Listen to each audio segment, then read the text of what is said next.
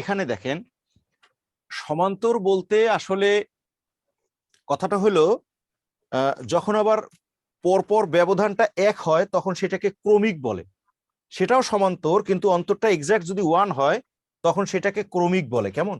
এইটা তৃতীয় কথা এবং শেষ কথা, সেটা হলো ক্রমিক ক্রমিক সংখ্যাগুলোর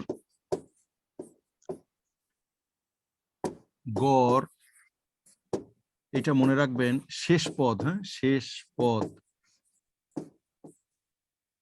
যোগ হচ্ছে প্রথম পদ ভাগ হচ্ছে 2। এই তিনটে কথা মুখস্থ থাকতে হবে, এই তিনটে কথা মুখস্থ থাকলেই হবে। এটা 3 রকমেরই থাকতে পারে, ঠিক আছে? মামুন বলছে স্যার আমার 2 তারিখ পরীক্ষা, দ্রুত ছেড়ে দেন। হ্যাঁ ছেড়ে দিব 15 মিনিটের মধ্যে, আমাদের 10টা যখন বাজবে তখন জুম অটো ডিসকানেক্ট হয়ে যাবে। হ্যাঁ এখানে তাহলে দেখেন যে বিষয়টা হচ্ছে গড়